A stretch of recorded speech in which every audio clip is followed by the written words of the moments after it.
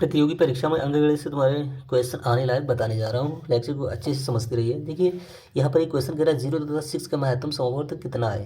देखिए कभी भी दो नंबर तुम्हारे दो या दो से अधिक नंबर दिए गए हों और उनमें कम से कम एक या अधिक संख्या जीरो के रूप में दिख रहे हो तो ऐसे समय पे तुम्हारा महत्तम समावर्तक जो बनेगा वो आपका अपरिभाषित रहता है। ठीक है, इतना आपको याद रखना है बस। इसका जवाब 1 सेकंड में बन जाएगा। और ये जैसे क्वेश्चन कह रहा है दो संख्याओं का अनुपात इतना है, यदि इनका महत्तम समापवर्तक 4 है तो इनका लघुत्तम समापवर्तक कितना है। लासा आपका पूछ रहा, मासा दिया है और दोनों संख्याओं का अनुपात दिया है। हमेशा याद रखना जब दो या दो से अधिक संख्याओं का अनुपात दिया जाता है तो उनका अगर मासा दे दे धोखे में ही तो वह मासा अनुपातों में आपको गुणा कर देना है, दोनों संख्या बन जाती है। ठीक है, तो देखो ये तुम्हारा 4 पंचे 20 पहली संख्या हो जाएगी 20 और 4 छंग 24 दूसरी संख्या हो जाएगी 24। अब बताओ इनका अगर लघुत्तम समापवर्त पूछ रहा है लासा तो इसके लिए किया जाता है। अब किन्हीं दो संख्याओं का गुणनफल उन दोनों संख्याओं के लासा और मासा के बराबर होता है। लासा आपका दिया नहीं x मान लो तो लासा गुणा ये आपका मासा बन गया। अब आपको लासा निकालना है तो ये गुणा का नंबर जो मासा है बटे में चला जाएगा 4 यहाँ से उठकर। ठीक है, तो ये 4 पंचे 20 5 अब 24 पंचे 120 तो यहाँ पर 120 में जो x मिला और x को मैंने लासा माना था जो कि आपका ऑप्शन नंबर सी हो जाएगा। ठीक है, तो मतलब यहाँ पर दो अनुपात दिए गए थे उनका मासा दिया, हम कह रहे हैं 2 नहीं 3 3 नहीं 4 अनुपात दिए गए हों तब भी आप इसी प्रकार के क्वेश्चन को सॉल्व करोगे। ठीक है, अब उसके बाद में देखते हैं कौन सा क्वेश्चन तुम्हारा बताने लायक यहाँ पर है। देखिए यहाँ पर ये जो संख्या चल रही है 3 अंक, ये तुम्हारी 3 संख्या दी गई, यहाँ पर तुम्हारी 5 संख्या दी गई, यहाँ पर 2 संख्या दी गई, इनका तुम्हारा लघुत्तम समापवर्त पूछ रहा है मतलब लासा पूछ रहा है। तो इस प्रकार की संख्याओं का लासा तो मैंने निकालना पहले ही तुम्हें सिखा दिया है। और ये तुम्हारे 6 नंबर्स दिए गए हैं, इनका भी लासा पूछ रहा है तो लासा वही भाग विधि के द्वारा। ठीक है, आपको ऐसा लिखकर ये सब डिवाइड करते जाना है और जो तुम्हारे भाजक बने उनका गुणनफल इनका लासा बन जाता है, वो तो सिखा चुके। अब यहाँ पर देखो अंश बटे हर ये तुम्हारी भिन्ने हैं, 5 भिन्ने दी गई उनका लासा पूछ रहा है।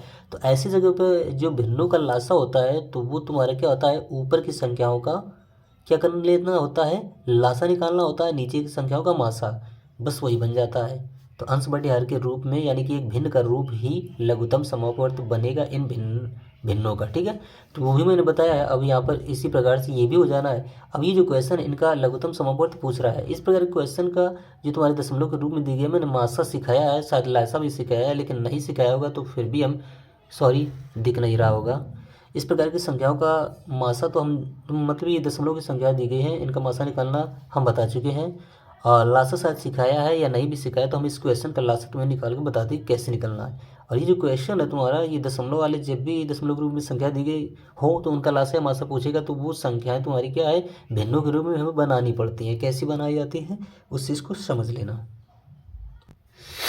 देखिए आप इन संख्याओं का लासा पूछ रहा है, ठीक है, तो सबसे पहले इन संख्याओं को भिन्नों का रूप देते हैं। आपको क्या करना है, ऐसे जब भी संख्या दी जाए तो उसमें क्या करना है, सबसे पहले वो संख्या देख ली जिसमें दशमलव के दाएं तरफ आपको सबसे ज़्यादा अंक देखने को मिले। यहाँ पर देखो इन दोनों संख्याओं में दशमलव के बाद में दो दो अंक है, यहाँ पर दशमलव के बाद में एक अंक है, तो एक अंक यहाँ पर भी बढ़ाएंगे और वो 0 अंक होता है। ठीक है, तो सभी के दाएं में दशमलव के दाएं में दो दो अंक हमें देखने को मिल रहे हैं। यहाँ से क्लियर हो गया। अब हम क्या करते हैं, इनका नया एक रूप बनाते हैं। मतलब ये हुआ दशमलव को अगर हम यहाँ से हटाएंगे तो ऐसे हटाया तो नीचे मतलब बटे में 1 लगाकर दशमलव के दाएं जितने अंक थे उतने ही 0 लगा देंगे तो ये 108/100 यानी कि 108/100 बन गया। इसी प्रकार से इसको अगर हटाएंगे तो नीचे 1 लगाकर दशमलव के दाएं जो 2 अंक थे उतने ही 0 लगा देंगे। ठीक है, अब देखो किसी संख्या के पहले कितनी भी 0 उनकी कोई वैल्यू नहीं, तो यहाँ पर ये 0 की भी कोई वैल्यू नहीं है तो ये 36/100 हो गया। ठीक इसी प्रकार से ये आपका हो जाएगा 90/100। ठीक है, तो ऐसा हो जाने के बाद में अब देखो ये हमारी भिन्ने बन गई 108। चलो इनको साफ सुथरा करके एक बार फिर लिख देते हैं ऐसे 108/100 36/100 और ये आपका 90/100। मैंने इस प्रकार का क्वेश्चन कराया है लासा के लिए। ठीक है, तो फिलहाल तो कोई दिक्कत नहीं। देखो अब तुम्हें क्या करना है, इनका जो निकालना है क्या चीज़, लासा। तो इसके लिए लासा के लिए फॉर्मूला होता है, मतलब जो भिन्ने दी गए उनका लासा निकालने का है तो ऊपर वाली संख्याओं का लासा निकालोगे, नीचे वालों का मासा। और मासा निकालने के लिए क्या है तो ऊपर वाली संख्याओं का मासा निकालोगे, नीचे वाली का लासा। ये चीज़ होता है। तो यहाँ पर देखो सिंपल सी बात है, हम लोग क्या करेंगे, ऊपर की संख्याओं को सबसे पहले निकालते हैं क्या चीज़, लासा। तो 108, 36, 90, इनका लासा इस प्रकार से निकालना शुरू करते हैं। ठीक है, तो सबसे पहले हमारा जो अभाज्य संख्या है 2 से डिवाइड करने का प्रयास करेंगे। ये तुम्हारे 2 से जाएंगे, 2 पंचे 10, 2 चौके 8, ये 54 बार में चला गया, और ये 18 दूना 36, ये 45 दूना 90। इसी प्रकार से अभी 2 से, और ये 27 दूना होता है 54, 9 दूनी 18, ये 45 आपका नहीं डिवाइड हो रहा है 2 से, तो ऐसे ही उतारेंगे। ठीक है, और उसके बाद में 2 से देखा जाए तो कोई डिवाइड नहीं हो रहा है, तो 3 से जाएंगे, 3 तुम्हारा मतलब 2 के बाद में अभाज्य संख्या 3 आ रही है, तो 3 से प्रयास करेंगे, 3 से नहीं कटेगा तो आगे जो 5 है उससे प्रयास करेंगे। 3 नवा 27, 3 तिरका 9, 3 15, 15 3 45, ये बनता है। तो इस प्रकार से अभी 3 से और कटेगा, 3 तिरका 9, 3 एकम 3, 3 3 5 15, अभी तुम्हारे ये 3 से और कटेगा। ये चाहो तो ना काटो, मतलब यहाँ पर शेषफल में तुम्हें अगर सभी संख्याएं एक या कोई सभी संख्याएं तुम्हारी अभाज्य दिखने लगे तो वहीं से हम बाकी प्रोसेस को रोक देते हैं। एक या अभाज्य, तो एक मिल रहा और ये अभाज्य है, यहीं से रोक देते हैं। तो अब क्या करेंगे, एक के अतिरिक्त इन सभी का गुणनफल हमारा जो है ना बन जाएगा, और वही हो जाएगा इन सभी संख्याओं का क्या चीज़, इनका लासा। ठीक है, तो 2 दूनी 4, 4 ते 12, 12 ते 36, और ये 5 ते 15 गुणा 36 गुणा 15, आपका 36 गुणा ये 15, देखना क्या है, 15 छक्का 90, 9 बचा, 15 ते 45, और 45 9 5 14 54, इस प्रकार से 540 बना। तो 540 ऊपर की संख्याओं का क्या बन गया है, लासा। तो हमने इनका लासा निकालने अगर जा रहे हैं तो लासा बराबर अंशों का लासा बटे हरों का मासा। अब हर है हमारे 100, उनका मासा निकालेंगे। तो देखो मासा क्या होता है, वह बड़ी से बड़ी संख्या होती है जो दी गई सभी संख्याओं को पूरा पूरा डिवाइड करती है। तो बड़ी से बड़ी संख्या, अब देखो एक चीज़ और बताते हैं, अगर नीचे की संख्या तुम्हारी सभी समान देखने को मिले तो उनका लासा पूछे या मासा, वो हमेशा वही संख्या बना रहता है। तो 100 का लासा यहाँ पर देखा जाए तो वो 100 ही रहेगा, मासा पूछा जाए तो वो भी तुम्हारा 100 ही है, इतना ही याद रखना है। तो फिलहाल तो ये हर है नीचे वाले, उनका मासा मैंने निकाला तो ये मिल गया। अब देखो इसको अगर हम डिवाइड करेंगे तो 1 0 से ये लास्ट वाले अगर 0 0 दिख रहे हैं तो 1 0 से 0 चला जाएगा। अब तुम्हारा ये 54 है, 54 बटे 10, तो देखो एक के दाएं में दशमलव, एक के दाएं में 0 है, कितना 1 0 है, तो ऊपर एक अंक पहले ही डेसिमल आ जाएगा, इसका काम खत्म हो जाएगा। तो ये इस प्रकार का होगा 5.4, तो लासा बराबर 5.4 ये हमें मिला। अब ऑप्शन में देखते हैं क्या सही है। तो देखिए ये हमारा विकल्प नंबर डी सही है, 5.4 इनका बन गया लघुत्तम समापवर्त। ठीक है, इसी प्रकार इस क्वेश्चन के जवाब तुम्हें बस देने होते हैं। और यहाँ पर देखिए क्वेश्चन नंबर एक ये है, इसको भी थोड़ा देख लेते हैं। कह रहा है दो संख्याओं के महत्तम समापवर्त तथा लघुत्तम समापवर्त 8 और 48 है, यदि इनमें से एक संख्या 24 है तो दूसरी संख्या क्या है। भाई ऐसा क्वेश्चन जरूर पूछता है, ज़्यादा पूछता है, लेकिन क्या क्वेश्चन में कोई दम नहीं होती है। मतलब ये है कि कोई बड़ी बात नहीं। देखो दो संख्याओं के महत्तम समापवर्त और लघुत्तम समापवर्त ये दिया है, तो ये होगा आपका क्या चीज़, मासा, और ये है क्या चीज़, लासा। तो मासा और लासा ये दिया, उनमें से एक संख्या आपकी ये दी है, तो हमेशा याद रखना कि दो संख्याओं का मासा और लासा जो है ना, उनका गुणनफल दोनों संख्याओं के गुणनफल के बराबर होता है। तो ये उन्हीं दोनों संख्याओं का लासा मासा है, तो 8 गुणा आपको 48 कर लेना है, और ये बराबर हो जाएगा दोनों संख्याओं के। अब एक संख्या दी है 24, दूसरी नहीं दी है, उसको x मान लो, तो ये बराबर हो गया। x को तुम्हें ज्ञात करना है, तो ये गुणा का नंबर बटे में आ जाएगा इस प्रकार से। तो 24 यहाँ से खत्म, 8 एकमा 8 तिरका 24, ये 24 दूना आप कर लेते, तो जब दूना करते तो यहाँ पर 2 मिल जाता, 8 गुणा 2 16, x 16 मिल जाता।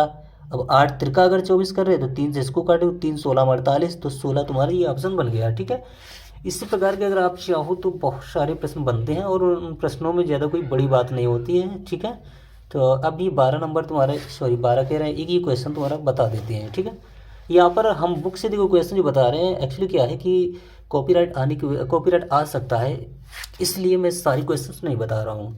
ऐसे क्वेश्चन बता रहे हैं जो तुम्हारे परीक्षाओं में एग्जाम में आने लायक होते हैं, और बहुत सारे क्वेश्चन, मतलब ये किसी चैप्टर से कोई भी क्वेश्चन छूटता नहीं है, वो हम चाहे अपनी रिसर्च के अकॉर्डिंग बनाएं या किसी बुक से लेकर बनाएं। बुक से लेकर बनाते नहीं, बुक से लेकर डायरेक्ट पढ़ाते हैं, और अपनी तरफ से जो बनाते हैं वो ऐसे क्वेश्चन होते हैं जो 4 क्वेश्चन पर भारी पड़ जाता है। उसके लिए हमें समय ज़्यादा देना पड़ता है और समय हमारे पास में ज़्यादा है नहीं, तो उसी हिसाब से इसमें काम कर रहे हैं। आप लोग जुड़े रहिए, हम आपके प्रतियोगी परीक्षाओं के उपयोग के लिए ही बिल्कुल प्रश्न बनाया करते हैं, बस आप ये मान के चलिए बस, ठीक है। तो ये देखो जो क्वेश्चन है ये कह रहा है दो संख्याओं का महत्तम समूहपवर्त 11 है तथा लघुत्तम समूहपवर्त इतना है। यदि इनमें से एक संख्या इतनी हो तो दूसरी संख्या क्या है? भाई सेम प्रोसेस वही है, जो दूसरी संख्या दी जाए इन दोनों का गुणा करो, इसको बटे में डाल दो। अब जब ऐसा करोगे तो तुम्हारी फटाक से कट जाएगा, जिससे 11 दूनी 22, 22 में घटाएंगे मिलेगा 5, 11 5 55, तो दूनी और 5 ये 25 बटे में आ जाएगा। 25 से इसको डिवाइड करोगे 77, 100 को 77 गुणा 100 लिख सकते हो, और 100 को ये 25 4 बार में काटेगा तो 77 गुणा 4 आपका ये बन जाएगा, ठीक है। इसको 4 सत्ते 28, 2 बचा, 4 सत्ते 28, 2 तुम्हारा 30, तो 308, ये देखो मिल गया। ऐसे क्वेश्चन के जवाब फटाक से बनते हैं, आपको बस ये मान के चलना। अब देखो ये लास्ट क्वेश्चन थोड़ा और बता देते हैं, बस एक ही क्वेश्चन और बताने का मूड हो रहा है, क्योंकि उसके बाद में हमारा ये टाइम हो रहा है इस लेक्चर का, ठीक है। तो 12 के दो गुणजों का लघुत्तम समूहपवर्त इतना कह रहा है, 12 के दो गुणजों का लघुत्तम समूहपवर्त इतना कह रहा है। इसका मतलब ये है कि कोई दो संख्या है जो 12 के गुणज भी हैं और उनका लासा आपका ये है। इनमें से एक संख्या अगर इतनी हो तो दूसरी संख्या क्या है? भाई बहुत मज़ेदार क्वेश्चन, कोई बड़ी बात नहीं है। ये देखो कह रहा है, देखो 12 के गुणज दो संख्या 12 के गुणज बताई है, उनका लासा तुम्हारा इतना दिया गया है, और एक संख्या इतना उसने कह दिया। तो भाई ये सच में 12 11 हम 132 होता है, क्योंकि 12 था 120, और 120 में अगर 12 जोड़ेंगे तो तुम्हारा बन जाएगा 132, तो 12 11 हम होता है 132, तो ये तुम्हारा 12 का गुणज ये कहलाएगा।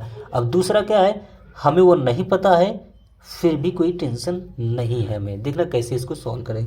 तो लासा तुम्हारा इतना दिया गया है, ठीक है, और 12 के दो गुणज बताए जा रहे हैं, तो इसका मतलब उसमें भी 12 होगा, तो यहाँ पर 12 हमारा बन जाएगा मासा। तो लासा और मासा तुम्हारी ये हो गए, और एक संख्या ये दी है, तो दूसरी संख्या क्या होगी? दूसरी संख्या जाने के लिए इस संख्या को इन दोनों संख्याओं के बटे में डाल दो, क्योंकि लासा और मासा का गुणनफल दोनों संख्याओं के गुणनफल के बराबर होता है। एक संख्या तुम्हारी जो है निकालनी, तो दूसरी संख्या बटे में तो आएगी ही आएगी, जैसे भी ऊपर बता रहे थे। तो इस प्रकार से 12 गुणा 132, अब देखो 12 गुणा इतना रहेगा, बटे में इतना जाएगा, तो 12 ऊपर वाला नंबर इसको काटेगा 11 बार में ये कट जाएगा, तो 1056 के बटे में 11 मिलेगा। अब 11 से इसको डिवाइड करो तो 11 9 99 हुआ, 99 जो तुम्हारा हुआ। अब उसके बाद में 100, ये तुम्हारा 105 में 99 का अगर घटाएंगे तो तुम्हारा मिलेगा 6, 6 के दाम में 6 66, तो 11 6 66, तो ये हो गया 96। तो एक संख्या तुम्हारी ये हो जाएगी, दूसरी संख्या तुम्हारी 96 मिल गई। बस ऐसे ही क्वेश्चन सॉल्व किए जाते हैं। तो चलते हैं, मिलते हैं अगले लेक्चर में। आप लोग एंजॉय कीजिए, मस्त रहिए, अपनी पढ़ाई को मजबूत बनाइए, जुड़े रहिए मेरे साथ में। तब तक के लिए वीडियो देखने के लिए धन्यवाद, और चैनल हमारा सब्सक्राइब अवश्य कीजिएगा।